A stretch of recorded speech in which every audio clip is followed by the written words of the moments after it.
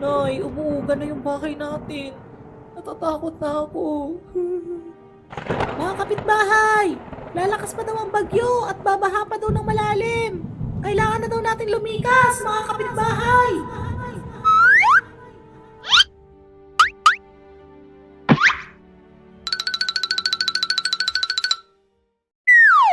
Baguio Experience Part 2. Hi guys, kamusta kayo? Tag-ulan na naman ngayon kaya uso na naman ang bagyo. Kaya ingat po tayong lahat.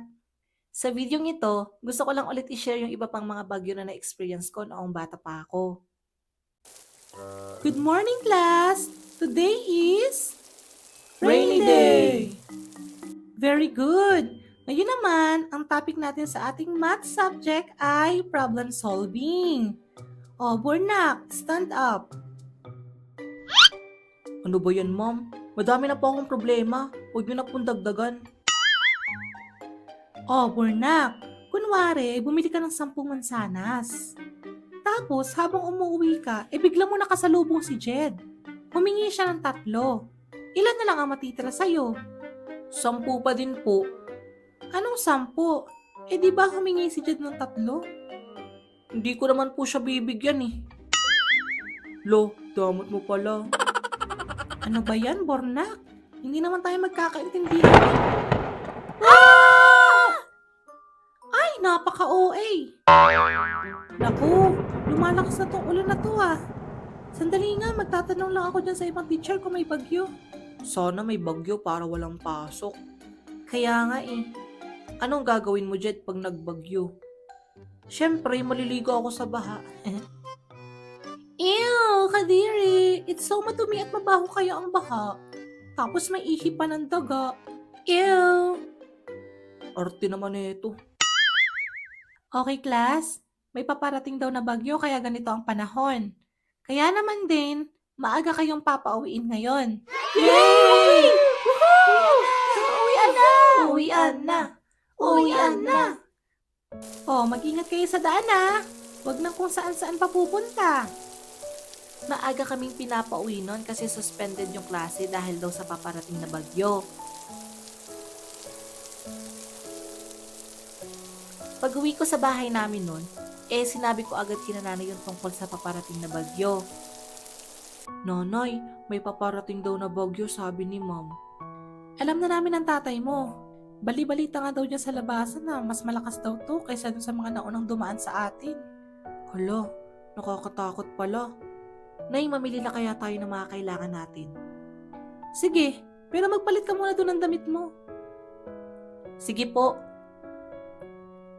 Kapag may bagyong paparating noon, namimili at naghahanda na kami ng mga bagay at pagkain na kailangan namin tulad ng mga to. Pabili po. Ano yon? 2 nga pong noodles at kape, tsaka 5 pisong asukal at 3 itlog. Nanay, bili ka din ng Milo at gatas, tapos meatloaf, tsaka maraming tinapay, Nay. Nako, hindi na kasya sa pera natin yan. Ay, ano ba yan? Oh, 80 lahat.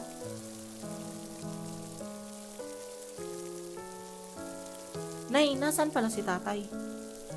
Nasa labas, tinatali yung bahay natin dyan sa mga puno para di tayo lipa rin mamaya. Gawa lang pala sa kahoy at pawid yung bahay namin noon, kaya kailangan gawa ng support para di siya lipa rin ng malakas na hangin sa kasagsagan ng bagyo. Tay, malapit ka na bang matapos dyan? Mamaya pa to. Pumasok ko na dun sa loob at baka lagnatin ka pa. Sige po. Jed! Ha? Jed, ligo tayo ng ulan. Sarap maligo sa ulan, oh. Parito ka, Jed. Oo nga, Jed. Ayun, maliligo muna ako sa ulan. Woohoo! Wow! Takbo! Ang lamig. Oh, ba't ginaw na ginaw si Jed? Nagpaulan kasi kanina yan. Tigas na tigas ng ulo. Oh, magkape muna tayo. Di ko alam pero iba talaga yung feeling ng umiinom ng kape kapag umuulan. Parang sobrang sarap sa feeling.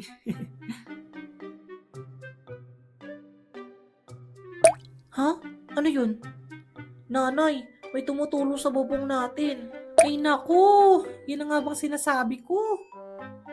Kapag may tumutulong tubig sa bubong namin noon, naglalagay lang kami ng mga tabo o kahit anong pwedeng pangsalo sa mga tulo na yon.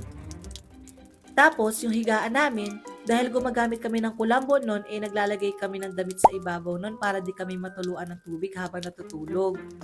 Para-paraan no? Tapos, kapag bumabagyo na noon, kahit antok na kami, hindi kami makatulog noon kasi syempre, wala namang kasiguraduhan kung mawawash out yung bahay namin o hindi. Kaya wala kaming ibang kayang gawin kundi magdasal na sana makaligtas kami sa sakunang ito. Nanay, sobrang lakas na ng hangin at ulan. Natatakot na ako. Huwag ka mag-alala. Hindi tayo pababayaan ng Diyos, ha? Kapag medyo kumakalma na yung bagyo nun, tuwang-tuwa na ako nun kasi makakalabas na ako ng bahay. Tanda ko pa dati, gumagawa ako ng bangka na gawa sa papel nun tapos pinapaanod ko yun sa may gilid ng bahay namin. Pero di pa pala doon natatapos yun kasi biglang bumabalik ulit yung bagyo nun. Ngayon ko lang din na-realize yun na kaya pala kumakalma ng panandalian ng bagyo kasi nasa Matao Center tayo nito. Kaya once na nagpatuloy ito, walang sawang hangin at ulan na naman ang mararanasan natin. O diba may pa-lesson pa? Ha? Bakit tumalakas na naman? Uy, tawagin mo na yung anak mo. Pumasok ka na dito, Jet! Bakit ganun? Wala na kanina yun ah. Bakit bumalik na naman? Di ko din alam, pero sana huli na to. Natatakot na rin ako eh. Nay, umuuga na yung bahay natin. Natatakot na ako. Mga kapitbahay! Lalakas pa daw ang bagyo at babaha pa daw ng malalim. Kailangan na daw nating lumikas, mga kapitbahay. Nay, anong gagawin natin? Intindihin nyo na yung mga gamit nyo. Lilikas na tayo. Wala na kaming ibang pagpipilian nun kundi lumikas kasi baka kapag nanatili pa kami sa bahay namin, lalo kaming mapahamak. Kung yung iba, masarap na natutulog sa bahay nila na walang inaalalang masisirang gamit nila, may iba ding lumalangoy sa baha para maligtas sa mga buhay at gamit nila. Kinabukasan, kalmado na ang lahat. Lumipas na rin ang bagyo kaya naman kanya-kanya na kami nag-uwian sa mga kanya-kanya naming bahay. Sobrang daming nasirang bahay at nagtumbahang mga puno nun. Kawawa naman yung mga pananim natin. Kaya nga, Nay. Jed, parito! Naliligo kami sa baha. Oo nga, Jed, parito na! Nay, ligo lang ako saglit ah. Yung mga magulang namin noon nag-aayos ng mga gamit-gamit sa bahay. Habang kami namang mga bata masaya-masaya nagtatampisaw sa baha. Nag-aakyatan sa mga natumbang puno, naninimot ng mga laglag na bunga, at nagpapaanod ng mga kung ano-ano.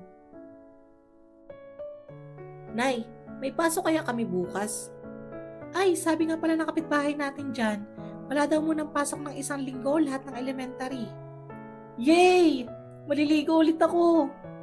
Hoy, pumirmi ka lang dyan ah. Palaw, gusto mo? Sabi ko nga po, mag-iimis lang muna ako ng bahay. Oh, class, kamusta naman kayo nitong nagdaang bagyo? Ma'am, nasira po yung bubong namin. Lumipad bahay namin, ma'am. Naanod po panty ni mama. Ano, Jed? Naligo ka ba ng baha? Oo naman. Saya nga eh. Ikaw, Carla, anong ginawa mo nung bumabagyo? Siyempre, natulog ako. Sarap kaya matulog kapag umuulan ng malakas. Tapos nagluto rin si mami ng champorado at pinainom niya ako ng mainit na milk chocolate. Ikaw ba? Lumikas kami kasi umabot na sa sahig ng bahay namin yung baha eh. Ah, ganun ba? Okay, class. Yung mga naanod na gamit at nasirang bahay, maayos pa yan ha? Ang mahalaga, nakaligtas tayong lahat. Yan ang lagi niyong tatandaan ha.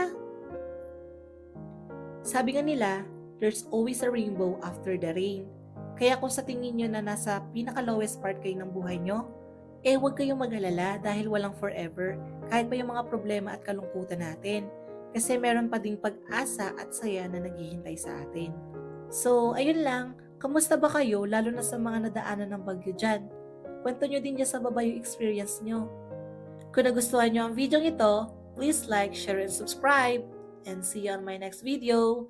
Bye!